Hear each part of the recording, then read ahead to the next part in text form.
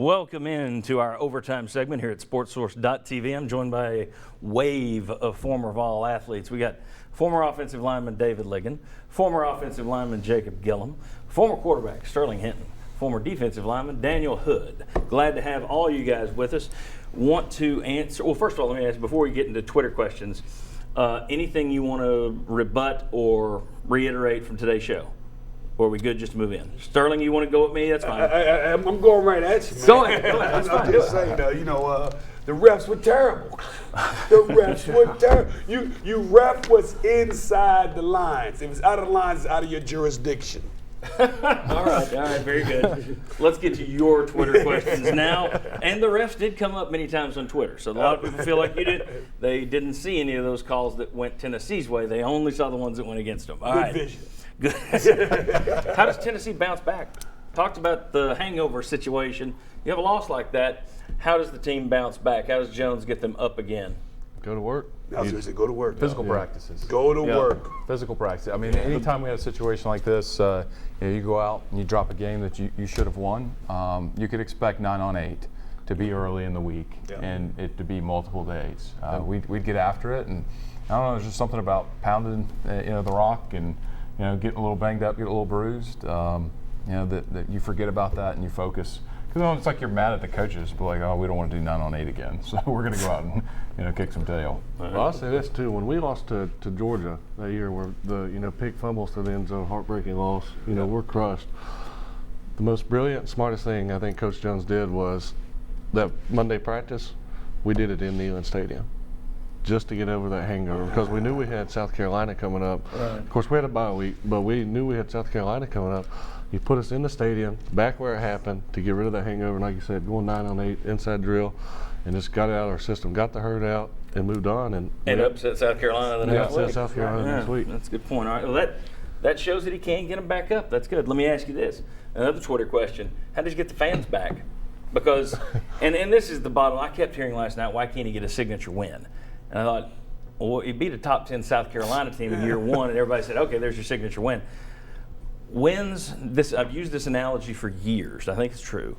Losses are like scars. They never go away. Nothing you can do. They will always be brought up. They will be thrown at you. 28 out of 29 ranked opponents have beaten Tennessee. Those are losses. They're remembered. Wins, they're haircuts. That's great. You got your last haircut looks terrific. You got to get another one. You can't just let it go forever. Wins are haircuts.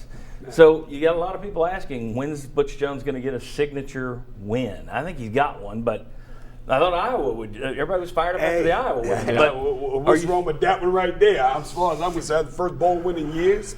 If he beats Florida, is he going to get the fans back? Yeah, I agree. Until he loses to Alabama? No. Look, That's the way it goes. you beat Florida at Florida, you drain the swamp, it will cure all ills. I assure you. Until they lose their next game. When was the last time we did that? It was 2003. I agree. It's just, I mean, this is what we do. It's what all fans do. With my teams, same thing. If you go down the swamp and win the game and beat Florida at the swamp, like you said, the fan support will be there all season, I think. Because everybody that's talked to me has said, I want a Florida win, I want an Alabama win, screw the rest of it. Wow. Very good. I've heard that. I've heard that too. We asked that either last week or the week before in our preview. I've heard that too. I don't believe that, but I've heard it. We'll see what they do. We'll see what they do. We'll see what happens. We'll do it, baby. That's right. I had this question come in.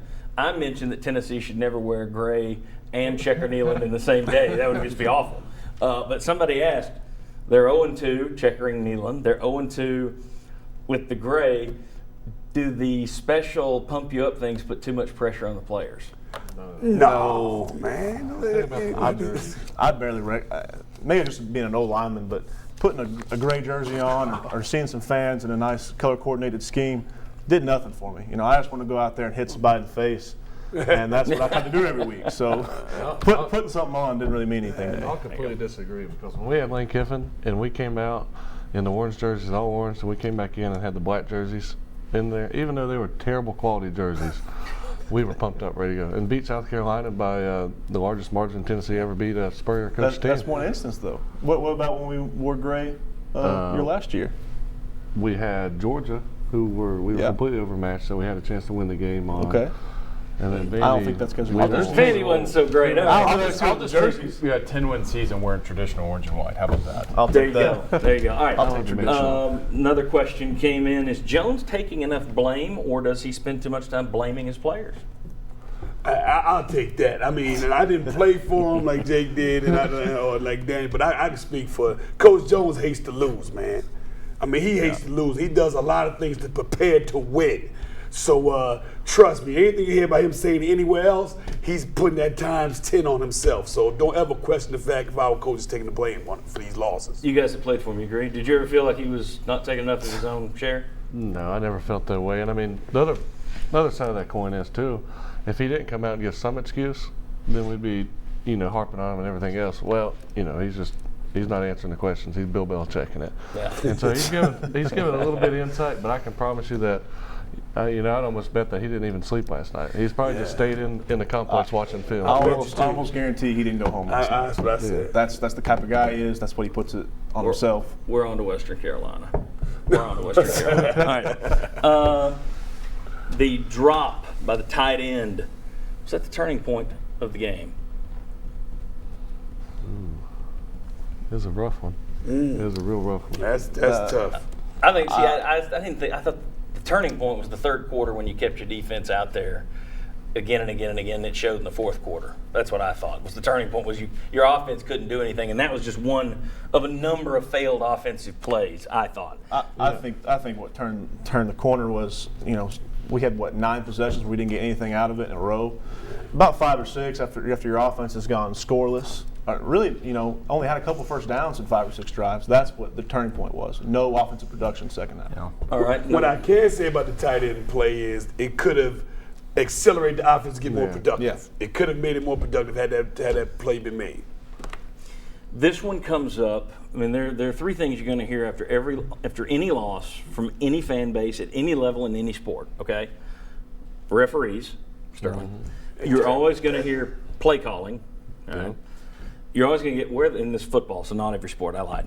Where are the throws across the middle? All right, you're always going to hear those 3. But yesterday, I will say, I didn't see a lot of Where's throws the across the screen middle. game? I didn't see a lot of throws across the. They're blitzing. I don't see any slants. Where are the throws across the middle? I get it. I've gotten 40 tweets on that. Well, Should they have thrown across the middle more? You get pressure like Oklahoma was throwing at Tennessee. Yep. And you don't have time to let a guy run a deep post route across the middle. I mean that you're Well, I think key they're on talking about slants real quick. About man beaters. Is what Yeah. you're talking about. And I'll answer that question. We threw a couple of quick slants. I think Pig got one in the overtime, a couple of quick slants. And as far as the crossing route, which is the main over the middle throw, if you don't have a pocket to stand there and time to throw it and look the safety off, you got to get to the dump routes. Oklahoma also read a couple of screens that Dobbs wound up having to throw into the feet of his line. Smart play. Well, and they were jamming the stew out of the receivers. As much as we've talked about how these are 5 stars and have 6 or whatever many stars you have nowadays, and big physical specimens. You can't get away from a jam. I mean, we had that problem my senior year against Arkansas. We had first-round draft picks and great receivers, and you know what Arkansas did? Got up in their face, hit them in the mouth. The next play, hit them in the mouth again, and we lost. That is my biggest hang-up with this football team. I said it all off season. Everybody, well, we're wide receiver you. No, you're not. No, you're not. You do not deserve to be in the same category with guys like Willie Gault, Anthony Hancock, Anthony Miller, Carl Pickens, Alvin Harper. They pick their teeth with these guys. Look, that doesn't mean their careers are over. What it means is the bar is here. You got to start hitting it. I mean, and whether that's Zach Cassani getting them ready or Mike DeBoard finding ways to get these guys open, the receivers are going to have to get open. They're going to have to make plays after they catch the ball. I don't see a lot of that either. Not seeing a lot of yak. And I'll say this too: we got to find a way to get our playmakers the ball. I mean, I looked at a stat: there's 8 touches between Pig, Kamara, and North. There's no excuse for that. I mean, you seen the slant that Pig ran, that was an incredible route. Great catch. And he still almost made the catch down in the north end zone on the right side when Dobbs tried to throw a back shoulder to him. We got to get him the ball more. And they did get one other pass to North who made a real nice catch, but he was out of bounds because Dobbs made a bad pass. The last question is, we got to be real quick on this, and I'm killing my crew here. Last question is, are you worried about teams scheming now? Okay. Dobbs isn't consistent. The receivers can't get open, and the O-line can't protect him. Are you worried that now they're just going to sit there and say, we're shutting down the run, and you boys are in trouble? No, absolutely not. We got too much stuff in our playbook. Didn't see it yesterday. Hey, it did come out yesterday. Got to give credit to Oklahoma. Good team. Stoops, defensive mind guy also. But, like I said, if we make that catch, that tight end makes the catch, I think it blows the playbook back open. I think it gets them off their game plan. When it's time to make a play, we just got to make them. If Hurt doesn't fumble and you go 12 yards backwards when you're at their 29. We needed one explosive offensive play to open the playbook back up. That's what we needed. We need a drive starting kind of play where we get 12, 15, 20 yards. And you thought you were going to get it to start the third quarter. They come out, they have a 30-yard run by Hurd. They have another pass play for about 15 yards. Yep. And then it just all went to hell. Yep. So, all right, thanks, by the way, for saying jamming the stew out of them. We are online. You could have said something else, but I appreciate you being family friendly. Thanks to these guys. Thanks to these guys. Thanks to all of you for watching. We'll see you next Sunday on the Sports Source, WATE 6, 11 a.m. on Sunday. See you.